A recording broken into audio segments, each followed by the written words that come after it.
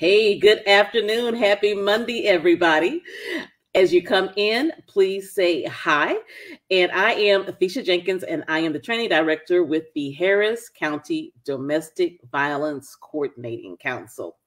And we are up for another episode. Today's episode is extremely special as we are rounding out Women's History Month and also Social Work Month. The Harris County Domestic Violence Coordinating Council is an amazing agency. And of course, I may be a little partial. There are some amazing things that have been happening with the organization, especially over the last 2 years, and even we'll go back and say almost 7 years, because we have experienced exponential growth. And so I thought it would be only fitting that we take time as we are ending Women's History Month and Social Work Month to go back and look at the roots of how the Harris County Domestic Violence Coordinating Council started. And so our guest today is our very own Amy Smith, who is our Senior Director of Operations and Communications. And I just want to give a little bit of her bio. You can see that in the timeline, but I just want to give a little bit of her bio. Amy has spent her career as a victim advocate in Harris County and has worked for the City of Houston Health Department's Sexual Assault Program, the Harris County District Attorney's Office Victim Witness Division, Crime Stoppers of Houston, and her last stop is here with us at the Harris County Domestic Violence Coordinating Council. Amy is also involved in many community organizations, heads up different task force and things of that nature. So here's the thing, is that Amy has been truly steeped and rooted in this work of justice for all victims. And so want to definitely applaud her for the work that she has done around providing advocacy for survivors of domestic and sexual violence. And she is also a founding member of this organization. So here's the thing. She probably has more tenure than anybody because she is one of those founding members. And, I thought that's, we need to be having a conversation with Amy as we are rounding out Women's History Month, rounding out Social Work Month. And we also recently had a fundraiser to celebrate the work of the agency. So without further ado, please help me welcome up Amy Smith. Hey, Thisha, how are you? Thank you for that lovely introduction. I hope I live up to the hype. Well, you live up to the hype because, again, it came to light at our recent fundraiser, Hats Off, as I saw you sitting there with all of the individuals or those who were present who actually started this organization. And I think sometimes that gets lost in conversation. And I believe you always want to remember where you started, right? Mm-hmm. And so I thought it would be just nice to have a conversation with you today about how we got started. And as we get ready to do that, I see we have our Jamie right here. Hey! I love you, Jamie. Love you. So I'm going to just kind of turn it over to you because I think it'd be very interesting for those who are live with us and those who will watch the replay as to what was going on when the agency first got started. Take us through the conception of the Harris County Domestic Violence Coordinating Council. Well, thank you, Thisha. The concept of the Coordinating Council kind of started probably in 1994, 95-ish. There was a lot going on in Houston during that time. There was some situations going on as far as women's issues in Harris County, how women were being treated by police, how women were being treated by the district attorney's office, especially in the domestic violence realm. So a group of individuals got together. It was Rhonda Gerson, Jeff Basson-Enquist, were our community supporters and ones really kind of pushing to make a difference. And then we had Sergeant, at the time, Sergeant, who is now a chief, but Sergeant Vicki King with the Houston Police Department. And then there were the three of us from the DA's office, Sydney Merrill, who was at the Family Criminal Law Division. She was the head of that, which is now the DVD division at the DA's office. And then Gail O'Brien and myself from the Victim Witness Division.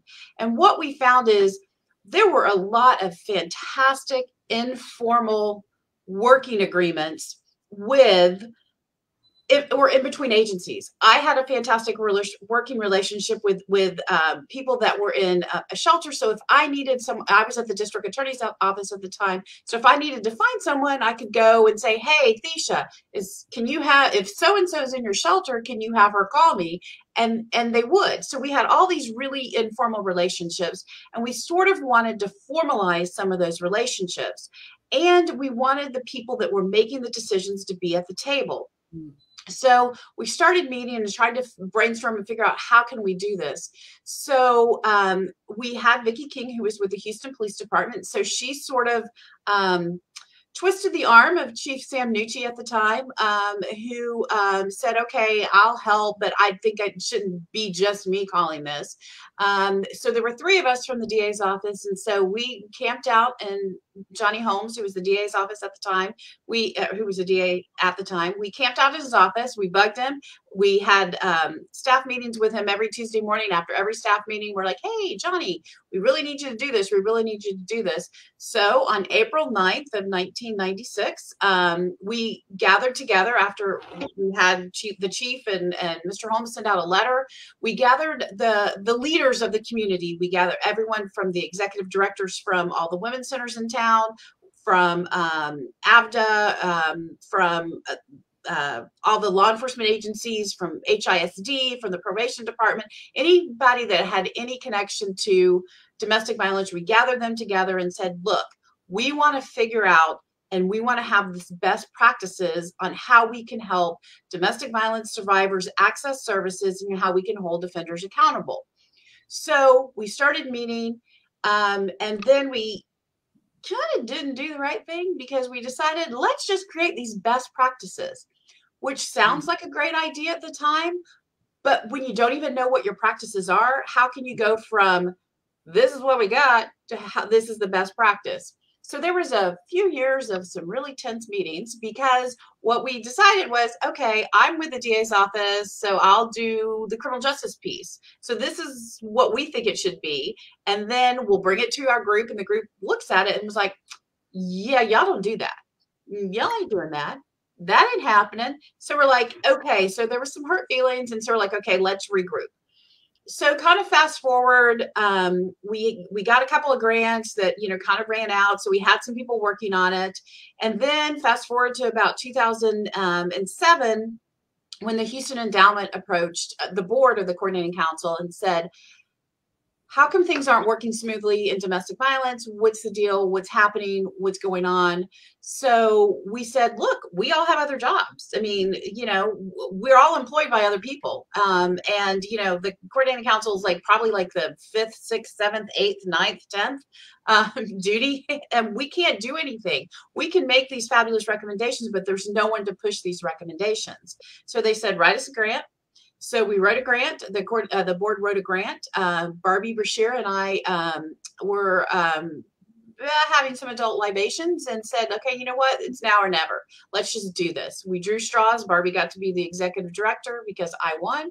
And so we kind of moved forward. So on November 1st of 2010, we set up shop at a Starbucks and started the coordinating council. And we began with doing a community safety assessment of law enforcement services and said, "Look, we need to figure out what the gaps in the services are first before we can make changes in the system." So we did a community safety assessment of law enforcement. We worked with the sheriff's office, the Houston Police Department, and the Pasadena Police Department. And out of that came 3 different recommendations. The Houston Police Department, every recommendation we made, thanks to Lieutenant Kira Webster, basically happened as we said it. We're like, okay, this needs to be changed. So that was changed. One of the things that was changed is that when you went in as a victim, you could go to any police station and make a report for family violence. It didn't have to be close to where you lived.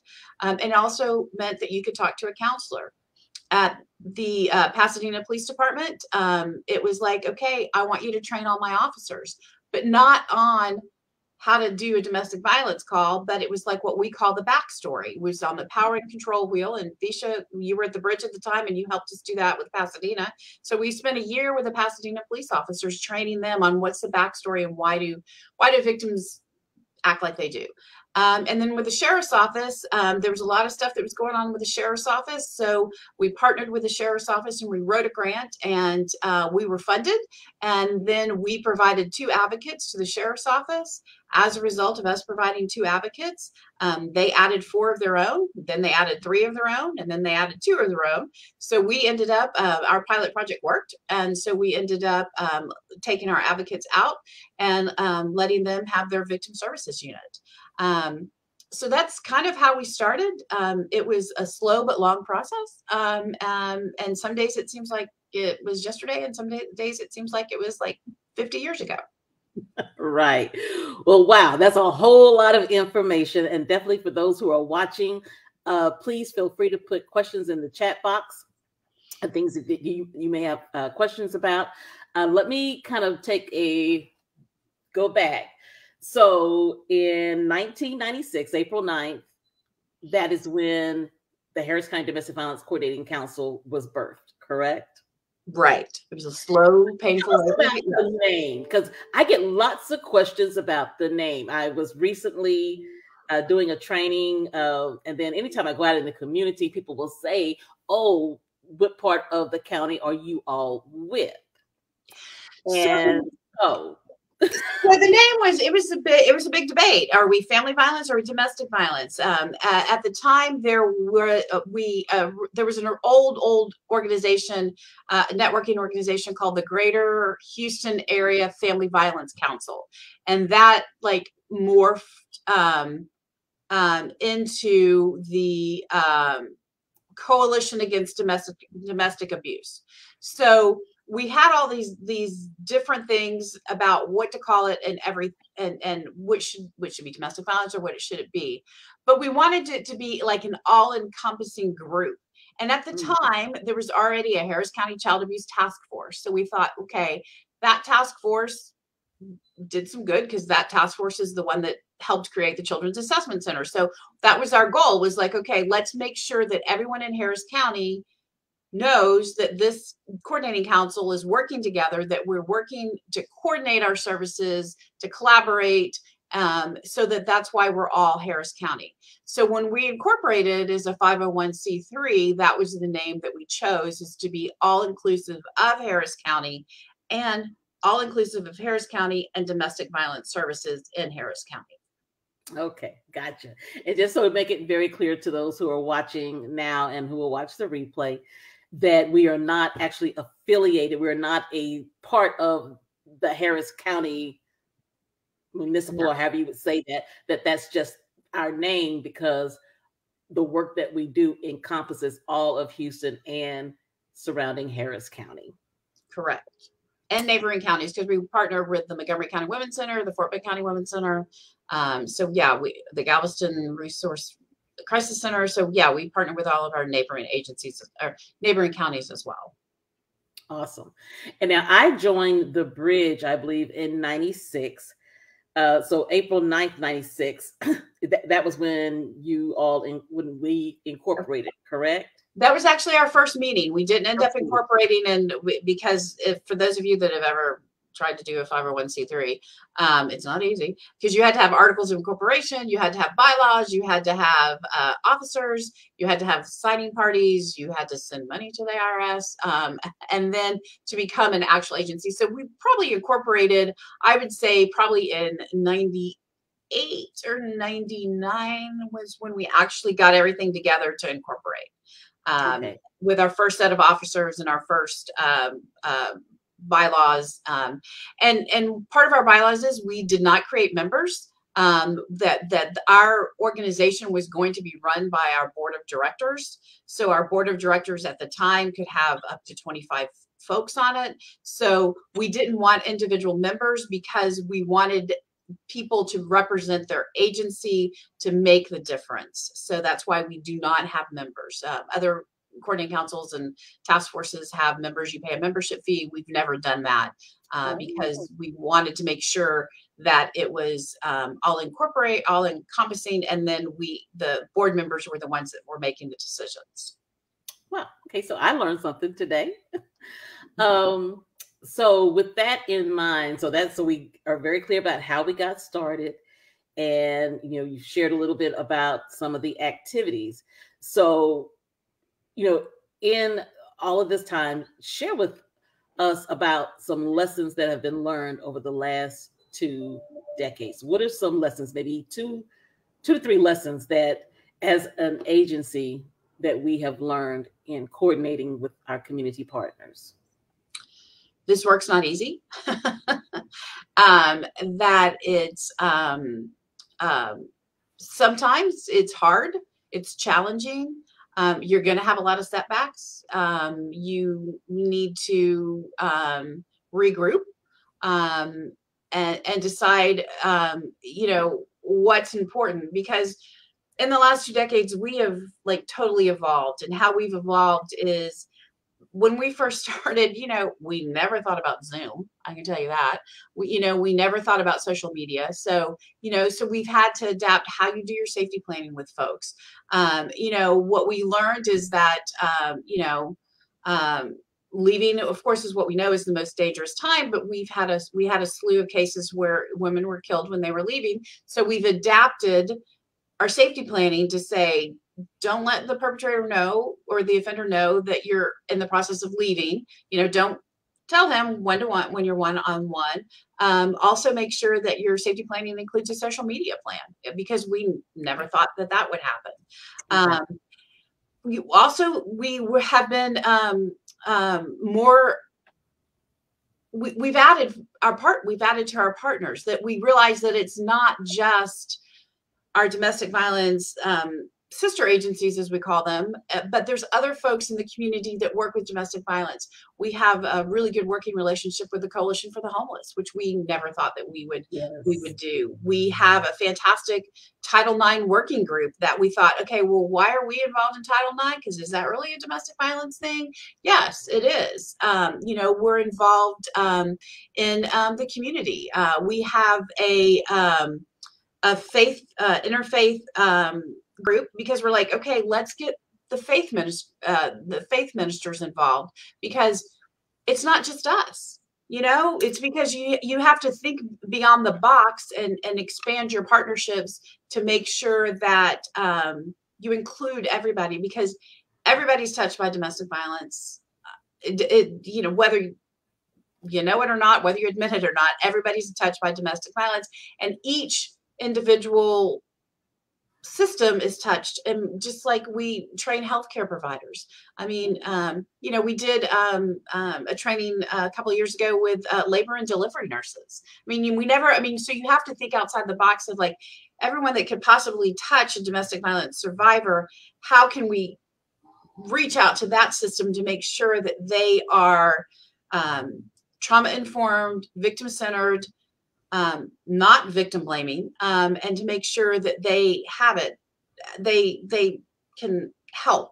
We're not asking them to be experts, because we know we have a lot of experts. So we're just asking them to be aware and know where to make a referral if they need to make a referral. Exactly. We're working with the March of Dimes. There's lots of different organizations that we're working with now that we would never have thought about in April of '96, that, hey, we need to bring these people in as well. Well, definitely the organization has evolved and continues to evolve. And, and a lot of things definitely have happened over the last 24 months. I believe that we have significantly grown through staff and through, again, as you said, thinking outside the box as a direct result of the things that we've gone through over the last 24 months. Tell us a little bit, because people often ask, well, how can we be involved? And so we don't actually have a volunteer program. However, there are always opportunities to be involved through the committee work and through just being engaged with us, because again, our quote unquote membership, not membership, is open to everyone who would have contact with someone who was in an abusive relationship. And that's just about everyone. if you think about it. So tell us a little bit about some of the committees. And I'd like for you to start with the Fatality Review Committee and then move into the Legal Services Committee, just to give an overview about the committee work that is being done. The Adult Violent Fatality Review Team, or the Death Review Team as we call it, reviews domestic violence homicides in the Harris County area. That team has actually been meeting for several years in reviewing cases. It kind of got rebooted and jump-started after our law enforcement community safety assessment, because that's when our law enforcement partners realized they could trust us. So they open up to us. So what we do is we review the domestic violence homicides. What we found in our reviews are that there are a lot of children that either witnessed the domestic violence homicide or were present during the homicide or discovered the body. So that's why we're bringing in children's services, because that's so important also. We've also learned, again, like I said before, that when the person leaves, that's like the most dangerous time.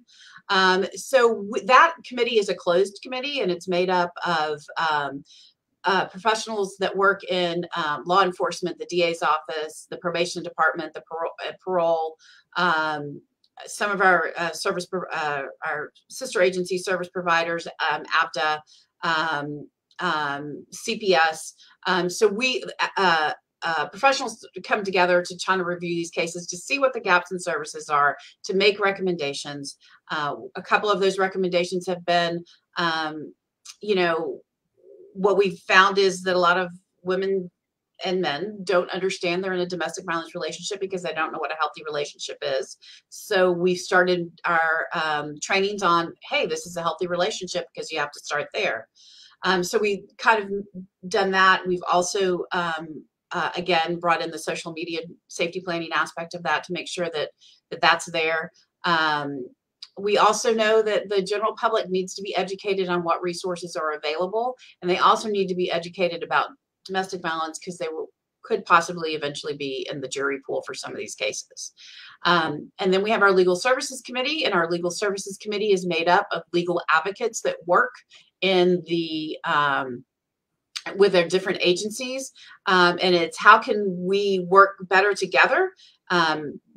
What is your, how do you do things so we can make sure that everyone is getting kind of like the same services, that the same quality of services, and that we're all talking the same language, we're all using the same words to describe how the process is going through legal services, not just in the criminal justice system, but with protective orders. What are your other options in your family law issues, immigration issues, and things like that? It's not just centered on criminal justice. We also have a policy committee, which anyone is welcome to join. And our policy committee is working on big P policy for state and federal level, and then little p policy for a local level. So that's some committees that are available. So, and the other way to get involved is to come to our community partner meetings every Thursday, the second Thursday of every month at 2:30, because you learn a lot. You can network and interact with folks. We try to have some education during those times. But tell us about your services. Tell us what you have that's available, that we might be able to connect the people we work with, or other folks can connect with. And so, yeah, that's kind of an important way to stay involved as well. We are having a court watch program. We do have a court watch program. We're looking for volunteers to kind of go in and watch some courts and some proceedings. We're kind of revamping it, but we still could always use volunteers just to go in and check out and see what's happening in the courts system. Awesome. And with the Legal Services Committee, please look in the comments section, and there is a link for an upcoming training. And this training is for those who are seasoned victim advocates. And what we mean by that, it is an advanced legal protective order referral training that we're doing, and it's going to be done over several sessions. And so having knowledge of what an order of protection is essential, because we will be bringing in our community partners, our first one being from the DA's office, to talk about what that process is like. And when you are referring someone, one of our main goals as an agency is to increase access to services for survivors of domestic violence. And one of the ways to increase those access to services is to let them know what the services are and how to navigate those. And so this series will be community partners coming and sharing about the process of getting an order of protection and making sure that you have the information that you need so that you can be more effective in getting that. So definitely click on that if you are a victim advocate, and I'd say maybe have a year or more experience, have knowledge of the court system. And this is just kind of like a master class, if you will. That's what it is. It's a master class. So we'd love to have you to join us for that. And also, when you were talking, Amy, about the importance of knowing what a healthy relationship, and that being one of the biggest outcomes, unfortunately, of the adult fatality review team, because sad in that you are looking at cases where the person has died as a result of being in an abusive relationship. However, in that process, recognizing that maybe, and we don't know, here's the reality, we don't know if we could have prevented those deaths, but there is some likelihood that possibly, and that the outcome that you and the team have come out with is one of those main factors, is people being in relationships and not knowing what a healthy relationship is. And I think we take it so for granted that everyone knows what a healthy relationship is, what it is. And so something that simple is the work that we are striving to do, because the other part of the work that we do is about preventing future acts of violence and holding batterers accountable. And I truly believe that in many cases, that for those who cause harm and are abusive, that it is because not having a clear understanding of what a healthy relationship is, not having a clear understanding of what boundaries are. And as a community, we all have that opportunity to provide education and information, not only for survivors of domestic violence, but for those who are causing harm. And really quickly, before we run out of time, we also are starting a deliberate dialogue series on starting on Thursday night at 6:30 on the intersection of the criminal justice system and domestic violence. Our guests on this Thursday at 6:30 are people that deal with folks pre-conviction, which are we have a president of a bonding board, plus we also have the Harris County Jail Reentry Program. In April, we will have some folks on post-conviction. We'll have folks from probation and parole to explain the difference and how to handle that. In May, we'll have some folks from the court system to figure out, kind of a little bit more about how the court system works. We'll skipping June, and in July we'll have folks from the district attorney's office and the public defender's office. Skipping August, and in September we'll have folks from the Justice Administration Division as well as the Commissioner's Court, and then we'll do a wrap up in October with like, what have we learned, what do we need to do, how can we move on. So all that information is on our website. So if you can, and it's also on Facebook, we've put it on there. So if anyone is interested, please register to attend. We hope to have a lot of folks there to answer your questions on how is domestic violence in the criminal justice system working or not working these days. So excellent. And I'm putting in the chat box the link to join our newsletter. Because if you want to stay up to date on all the happenings and just get, some nice information, definitely sign up for the newsletter so you can be kept abreast of upcoming events. Again, the deliberate dialogues, that will be held, I believe, the fourth Thursday of each month from 6:30 to 8. And that will be held via Zoom. And so definitely you want to register so that you have an opportunity to be a part of these deliberate conversations. I think this is an excellent initiative that the agency is doing, because I believe, even for myself personally, many times we are not informed fully about the judicial process, and hopefully this will, number one, give more education and insight about what the process is, and also as an opportunity to hopefully have conversation with those who represent the different parts of the judicial system. And what we're looking at is from the time that, the act of violence happens until someone has been held accountable, and what that process throughout the judicial system looks like. So please feel free to join us for that. And as we get ready to round out, the 30 minutes always goes way too fast. Amy, any closing words or thoughts for those who are watching and those who will watch the replay? I would just like to say thank you so much for supporting us. We can't do this without our community partners and without support. And also for those of you that are survivors, I just want to say what I've learned in my my 30 years of working with victims is that the strongest people I know are domestic violence survivors, because they did what they had to do to survive. Regardless of what they did or how they did it, they survived, and we got to support them and how they did it. So they're the strongest women I know, strongest men that I know, but they're the strongest women that I know. And thank you. And I'm glad that you guys are here. And one day I want to be out of a job. So let's start working. Let's get this going. So thank you all very much.